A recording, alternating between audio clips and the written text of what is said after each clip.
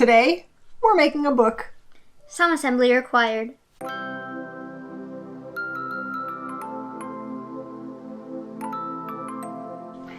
Lily has written a book for her cousin for her birthday and asked me to illustrate it and for us to turn it into a pop-up book. So that is what we did. I will show you how I did it, and then stay tuned until the end for a special reading by the author herself. All right, here we go. To get started, I'm going to do a little test.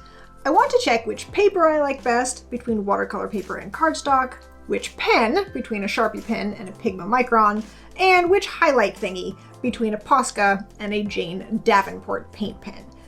I also wanted to see what colored pencils would look like over the watercolor, just for extra shading. And here are the results. I preferred the watercolor paper, the Pigma and Posca pens, and I do like the idea of colored pencil over the watercolor. So, armed with my test information, I can get started. Here are the supplies I gathered. A basic little book from Target, cardstock, watercolor paper, colored pencils, watercolors, brushes, my black and white pens, and a pencil. Later, I'll need some glue stick and scissors. I already have each page sketched out, so let's go. Each page is going to have 3 layers, a foreground, a middle ground, and background. So I will be drawing them separately and then cutting them all out later. Our story opens with the main characters looking for a snack in the fridge. So I'll make the main part of the fridge be the background. The doors will be the middle, and the kids will be in front. This is a pretty simple way to make a pop-up book because the 3 layers give it depth without being overly complicated.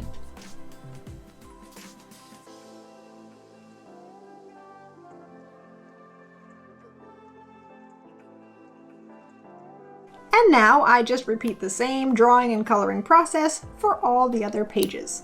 I cannot show you all of them because I don't want to spoil the story. When I have all the pictures finished, I can cut them out. I used an X-Acto blade too for some of the fussier bits. Whew, that took a long time. The next step is to start building the book. I need my cardstock, book, scissors, pencil, and a glue stick. I'll also be using a ruler in a minute. First, I'll start by cutting my cardstock sheet to the same width as the book. Then, I'll mark a line across about a ½ inch shorter than the depth of the book.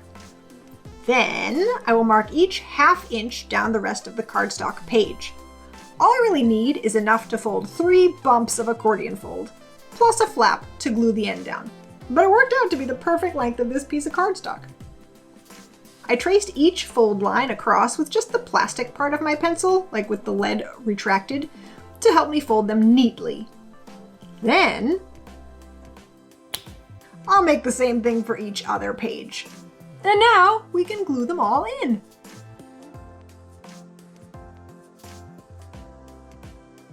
It might be obvious, but here goes anyway.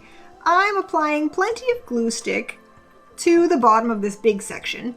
Then I'll flip it over and try to line it up with the book page. Then, more glue on the last strip of the accordion folds, and glue that to the next page of the book. That part is a little hard, but I'm trying to remember it doesn't have to be totally perfect. It will look cool anyway. Then, all you have to do is glue your drawings to the accordion folds. For some of the pieces, I glued a little rectangle to the back for extra stability.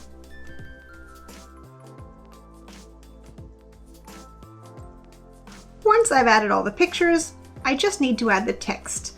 I'll do that off camera so you can't sneak any peeks. And here it is, the very first reading of The Ultimate Snack.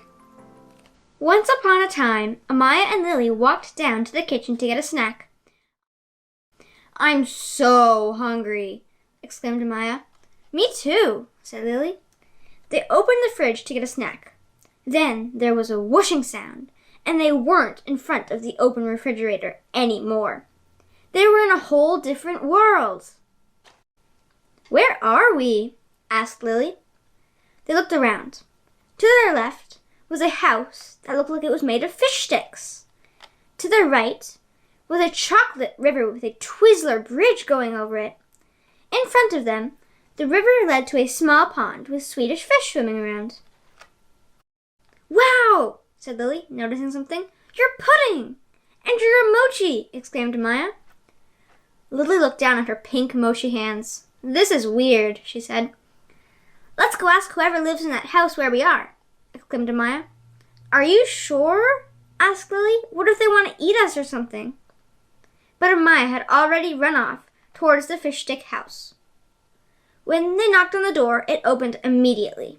Come in, exclaimed a fat dinosaur chicken nugget. Once they sat down on the soft cotton candy chairs, Amaya asked a question. "Where are we?" she asked. "You are in the refrigerator, of course. The world of food. Candyland." Said Lily. "Have you heard of the ultimate snack?" he asked. "No," they both said. "Oh, they say it is the purpose of our world.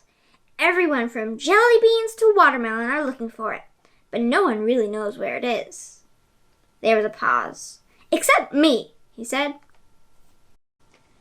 The chicken nugget handed them a map. "Why don't you get it if you know where it is?" asked Lily. "Well," said the chicken nugget, "I don't feel like it, but you should go." He ushered them outside. "Goodbye," he said. "Farewell, adios."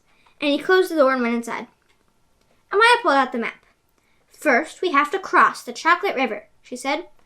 They raced to the river, talking about what they thought the ultimate snack was going to be. "Maybe it will be a giant cake," said Amaya. "Or maybe a stack of lots of desserts," said Lily. "Or maybe all the foods in the world put together," exclaimed Amaya. "That would be gross," said Lily, making a face. "Okay," said Amaya. "Next we have to go around the great statue, whatever that is." Lily saw something on the horizon. "Maybe that's it," she said. They ran over. "I still can't believe that you're pudding," said Lily, panting. "And you're a mochi," exclaimed Amaya. Finally, they arrived at the statue. It was a huge golden sculpture of a bunch of foods stacked on top of each other. Beyond the statue, the map's path led them through the dark broccoli forest with Brussels sprout bushes.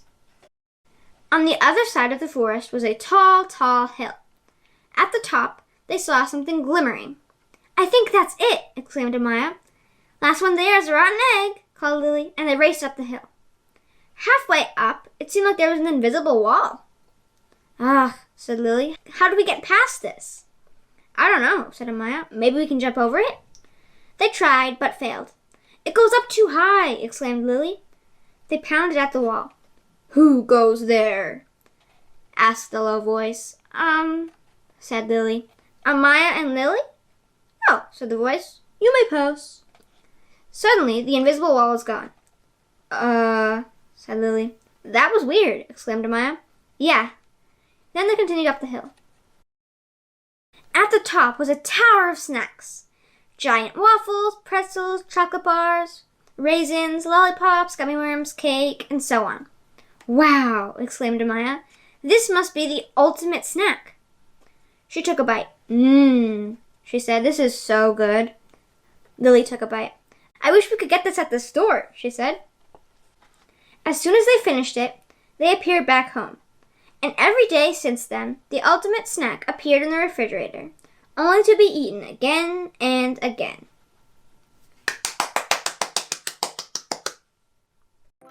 So, don't judge a book by its cover. If you wanted to, you could use a slightly higher quality book, something with add some kind of cardboard, cardstock kind of a situation to the cover. But it's what's inside that counts. And I don't know, I think this is a pretty fun way to make a pop-up book and kind of a cool way to illustrate a story if you've got somebody who's writing stories anyway. It's pretty fun. And it's a great birthday present. I think so. I hope so. So we hope that you enjoyed our little project.